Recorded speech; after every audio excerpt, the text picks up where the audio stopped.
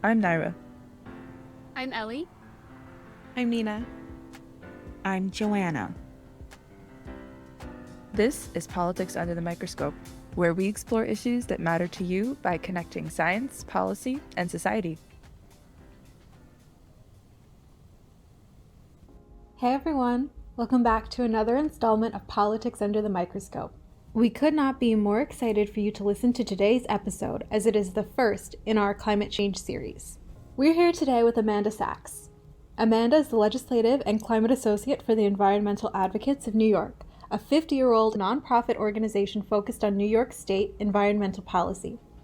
She handles the memo process for any significant environmental bills that move within the state legislature and works on developing and advocating for climate bills, mostly having to do with electrifying transportation and the state's broader climate plan. She has a background in waste issues, environmental justice policies, and some organizing and campaign experience. She's here today to discuss the state's climate plan in development under the Climate Leadership and Community Protection Act and EANY's coalition work with electric school buses and green transit. I'm going to turn it over to Ellie now. Amanda, can you please tell me, how did you get to where you are now with your expertise in memo writing and working with the Environmental Advocates of New York? You know, since I was really little, I wanted to work in the climate field, but I wasn't sure exactly what I wanted to do. I went with the environmental policy track in my grad program because I figured working with the private sector to reduce emissions could be enormously frustrating because of all the greenwashing. I thought a better path for me would be more of the nonprofit and public sector, and that's where I work now. We heard Amanda mention greenwashing, but what is it? Greenwashing, also known as green sheen, is the process of conveying a false impression or providing misleading information about the environmental consciousness of a product, service, or technology. Companies who are involved in greenwashing may make claims that their products are from recycled materials or have energy-saving benefits, which can either not be backed up or may in fact be exaggerated. This term originated in the 1960s when the hotel industry engaged in a blatant example of greenwashing by placing notices in hotel rooms asking guests to reuse their towels to save the environment, when the motivator behind this was really to ensure that laundry costs would be lower for the hotels. The Federal Trade Commission has helped protect customers by enforcing laws designed to ensure a competitive and fair marketplace, and they offer a few guidelines on how to differentiate between real green products from those that are greenwashed.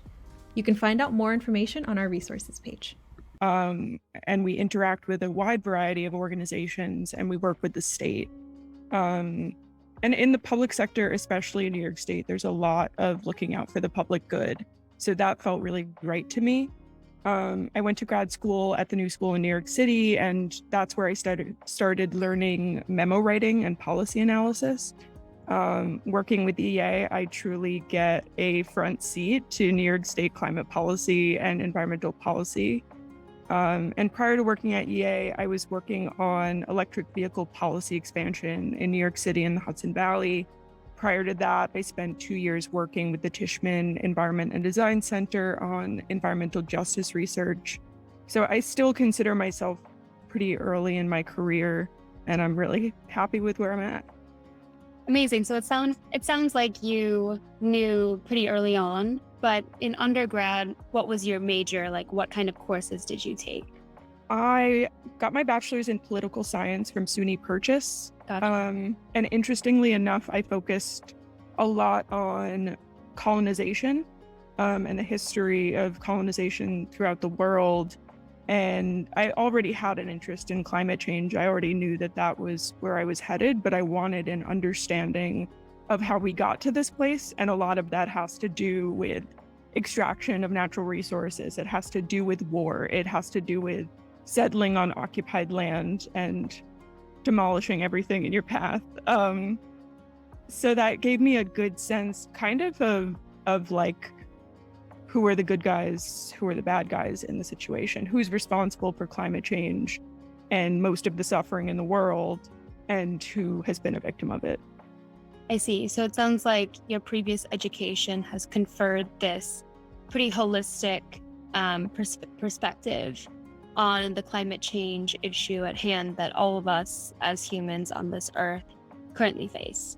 And so with your work with EA, the Environmental Advocates of New York, Could you tell us a little bit about the New York Climate Plan and the Climate Leadership and Community Protection Act, which you seem to have quite a bit of expertise in? Yes, the Climate Leadership and Community Protection Act is a law that environmental advocates NY and our partners, New York Renews, helped pass. The Climate Leadership and Community Protection Act, also known as the Climate Act, was signed into law in 2019 as one of the most ambitious climate laws in the world. The law created the Climate Action Council, which is tasked with developing a draft scoping plan that serves as an initial framework for how the state will reduce greenhouse gas emissions, achieve net zero emissions, increase renewable energy usage, and ensure climate justice. On December 20th, the Council voted to release the draft scoping plan for public comment.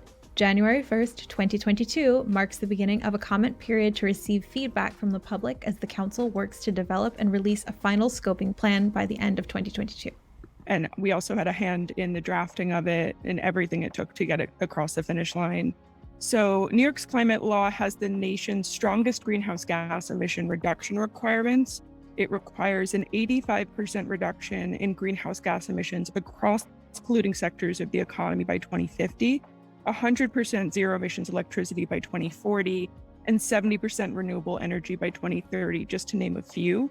And it's not only a climate law, it's a climate justice law. And it also has equity provisions that require by law at least 35% of what is considered climate funding needs to be allocated and invested in what the law refers to as disadvantaged communities. And disadvantaged communities is a really important definition in the law. There's the Climate Justice Working Group that worked to develop a really thorough definition and over 45 indicators that have been turned into a map to show who is in a disadvantaged community and who is not. So that's where the funding will be invested. And how we plan to achieve these specific mandates is up to a body called the Climate Action Council.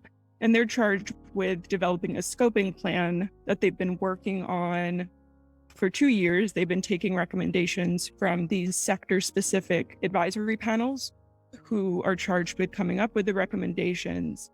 And since January 1st of this year, the draft plan is released for public comment, which I'd like to go through how folks can participate in that public comment period later on. But first, I want everyone to understand that these aren't just benchmark goals. State agencies will have to enforce the final scoping plan directives.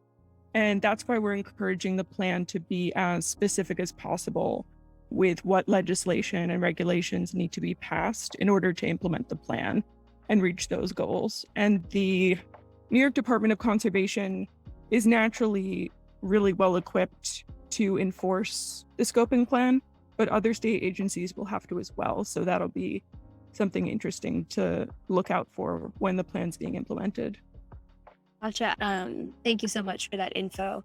I really snagged on this concept of disadvantaged people, disadvantaged persons. And so you said that there were 45 indicators, but could you give us some examples to really help us visualize who these people are and what their circumstances may be and what about them per se makes them disadvantaged? Yeah, so unlike the federal definition, it does include race and ethnicity. You mean that the federal definition does not include race and ethnicity? Yes, and that was for political purposes. I know, it's amazing. Wow. Okay. So race and ethnicity is one. Could you name just a couple others? Income level, education, these are the really easy ones. But there's also proximity to certain kinds of polluting facilities. And those communities have cumulative impacts that work on each other that end up causing a lot of health problems. So they need decarbonization faster because if you're emitting natural gas, for example, at a power plant, there are also these co-pollutants that go with it, nitrogen oxides, particulate matter that cause a lot of lung problems and a laundry list of issues I can't even begin to talk about. So In regards to New York's climate law, there are extremely important public hearings happening on New York's draft scoping plan that will inform the final plan that I talked about earlier. And if you're a New Yorker, you can give testimony in Syracuse, Buffalo, Brooklyn, the Central Adirondacks during the public hearings happening up until mid-May. And there are also 2 virtual hearings that you can testify at on May 7th and May 11th. Just visit climate.ny.org. You can also submit comments of any length on the draft scoping plan until June 10th. And again, you can visit climate.ny.gov to learn more about the draft plan, sign up to give testimony, or submit public comments. Excellent. And with this testifying, is it to testify your experience with, say, environmental racism or deteriorating environment? Yeah, that's more, I would say that could be more toward the Climate Justice Working Group public hearings. That will be, the comment period is extended until July. These public hearings are to directly comment on the draft scoping plan that's been issued, and EA has a toolkit that has like summaries of what we found helpful and not helpful in each of the sections of the draft scoping plan. It's a long document, so we wanted to make it as accessible as possible. That's why we made that toolkit. But testimony is talking about your lived experience with certain issues. So there have been farmers who are talking about, hey, I don't want solar and wind to developers to buy up property near my farm. Or there have been people talking about, why is hydrogen proposed as a transportation fuel? Isn't it super inefficient, and doesn't it create nitrogen oxides upstream? We don't want that. Why don't we just electrify? It's easier. So people are talking about issues that they either care about tangentially or affect their lives. I see. And then also my second question was really focusing on this idea that this law that has been passed, just to reiterate, isn't just about benchmarks. What I'm noticing about a lot of policy initiatives that are focused on environmental protection are very optimistic, like this is a goal and we will try to achieve it. But I think a lot of them seem to lack teeth, is what I'm saying. And so could you tell me a little bit about how this law can really be enforced in a robust, meaningful way? Well, state agencies are already having to, they're getting a head start on making sure that their regulations are aligned with the Climate Act. Some that aren't, we have to do preemptive like advocacy to make sure that they are making these considerations, because it just takes a lot of time to make these broad changes. So building codes, for example, advanced building codes and energy efficiency for appliances, that will need to be changed to match the draft scoping plan. Energy reliance and reliability provisions in existing laws will need to be amended so that it doesn't say natural gas reliability, it says energy at large, or refers to the specific energy source. It seems like you are involved in a lot of advocacy. And so what did advocating for this specific policy measure look like? I was not around during that time period. The law passed in 2019, and I joined in 2020. So what I've heard about that experience was that there was a lot of lobbying. There was a lot of grassroots lobbying where you bring constituents in to talk to their representatives. There were rallies. Folks were showing up in person, rallies in support of what was called then the CCPA. It took years and years, but it had tons of grassroots input. Environmental justice leaders were helping to draft. It was a very participatory process and took a lot of normal New Yorkers to make it happen.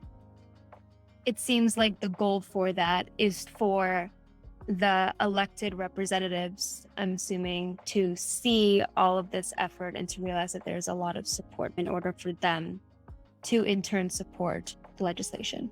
Exactly. So you get co-sponsors, then you get people voting once the bill actually makes it to the floor. Gotcha. So it seems like the goal is to convince your representative to support the bill in turn. So it seems like normal people are able to do this. Yes. There are so many normal people, some crazy people, but I was resistant to working in advocacy originally because I thought it would feel like screaming into a void, but it really doesn't.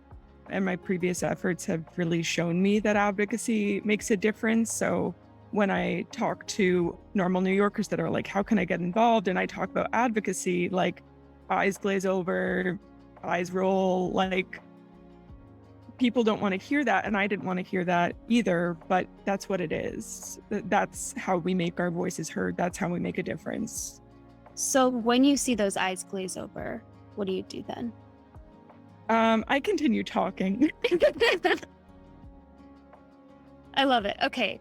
So can you tell me more about that? Because I think with advocacy, I think a lot of people shy away from it because it does seem like you're screaming out into a void. It seems like a lot of your energy is not being channeled in a very fruitful pursuit. And so could you tell me, like, how do you ensure that your advocacy doesn't feel like you're screaming out into an abyss where someone might hear you?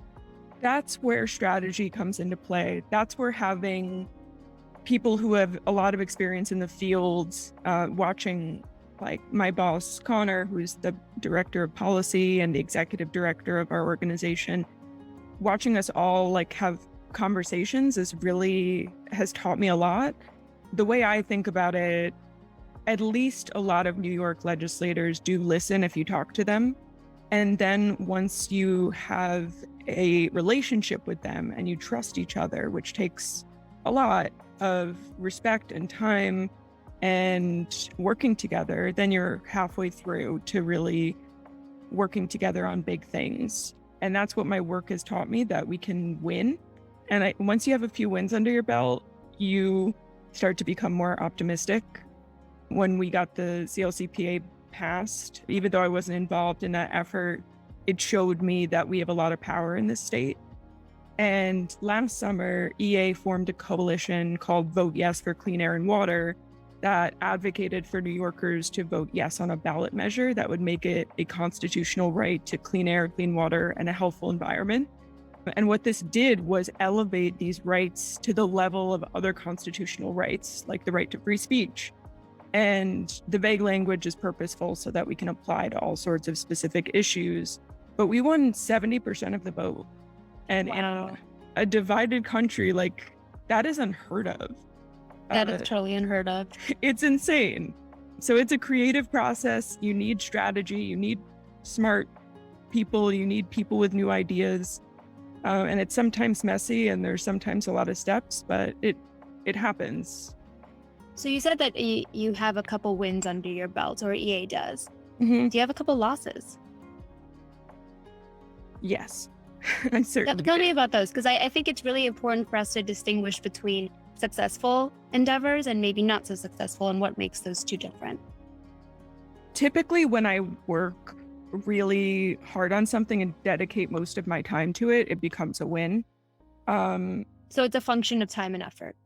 Yeah, a lot of, and political will, they're outside factors, but the losses I have aren't too intense.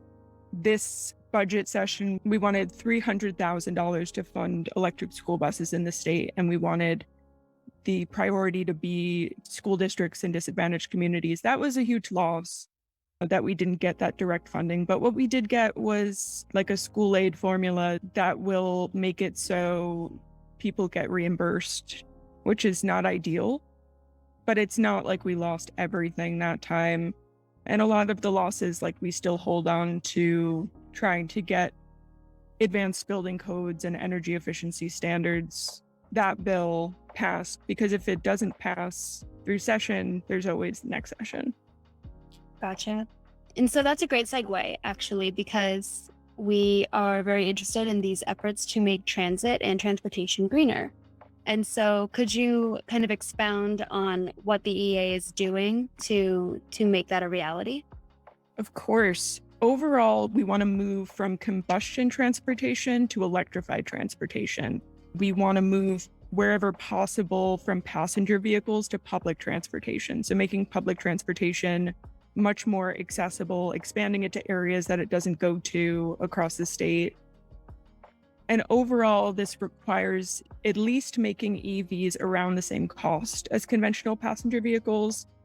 We need more strategically placed EV charging stations, and we need to focus on EV charging at home and work because that's what's most convenient. So building EV charging into parking lots and multifamily buildings, in addition to curbside for when you're going shopping and highways for when you're on a trip.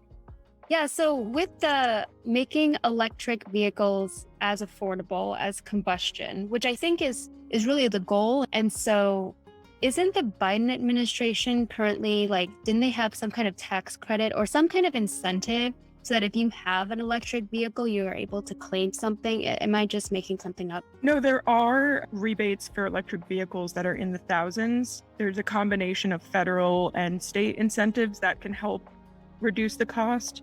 But when you're thinking about not just really wealthy people, when you're thinking about low income people, a tax credit isn't going to be enough. A rebate isn't going to be enough. One method that I really like that is written out in the draft scoping plan is called the fee bait. It would take money that makes a regular combustion vehicle, probably an already expensive one, just a little bit more expensive.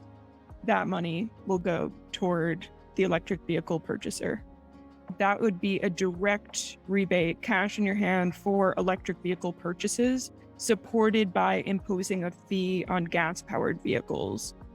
And it could incorporate other policy goals like higher rebates for low-income consumers and exemptions from the fee for lower-priced vehicles that are purchased largely by low and middle-income consumers. So we can use this information we have on who's able to afford what kind of car and make sure that it's not too disruptive, but that it'll apply to used zero emissions vehicles and paired with affordable financing options.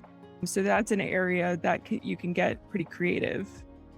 Yeah, and I think it's also, when you said less disruptive, I think that's a really good idea, considering that, if you have a lower middle income family that wants to get a Toyota that's $30,000, they don't have this fee imposed on them. Mm-hmm. Exactly.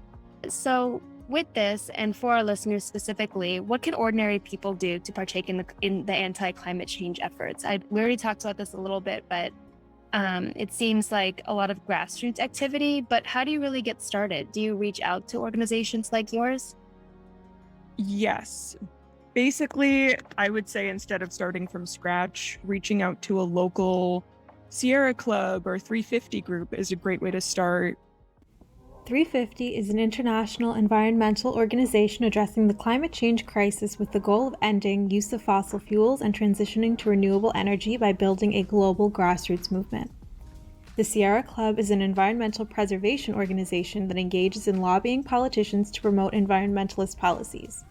It was started by John Muir, who is a Scottish-American conservationist and is known as the father of national parks. I can say with 100% certainty that organizations like mine, the New York Renews Coalition, Big Greens, all of our local environmental groups, we could all use your help. There are always ways to plug in, and it's a great way to build community too.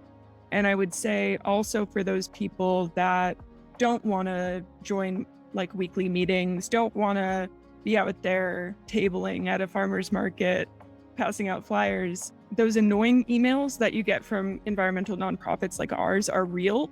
It really does let you send a message directly to the decision maker, whether it's your legislator, the governor, state agency, with one click. And we do that so that more people will take a quick action. So you can sign up to be an advocate with us and get updates on New York State environmental policy and get those emails that tell you we need you to just click this, and then it'll send the message that we need to send to your legislator. You can edit it, you can make it what you want, but it's just a quick and easy way to reach decision makers. And you can check that out at eany.org. So what you're saying is that EANY is a conduit to the legislator. Yep, absolutely. Okay, because I think just as an ordinary person, I'm a little skeptical of my message reaching the decision maker, because I think I've tried to reach out to different politicians over the years, and I don't think I'm very successful at it. And so, are you saying that these organizations are better at doing it than me on my own? I wouldn't say that. I would just say that we've done it so many times. We are professional lobbyists, so we do have the skill, and we give our advocates all of the resources and the talking points that they need to make a really salient point to the legislator. So it's just about having tools, and multiple voices from constituents will almost always make a difference. I guess that is a difference between just one person reaching out and a whole group staring at you on Zoom telling you that you need to do this thing. Well, thank you so much for all those resources, and we can't wait to share them with our listeners. Thank you so much, Amanda. Thank you, Ellie. I appreciate it. For those of you at home who are listening, please go to politicsunderthemicroscope.com, check out our resources page, learn a bit more about what you can do to become more engaged in your community and improve the world around you. This is Nina signing off. Thank you so much for listening, and we hope you enjoyed this episode.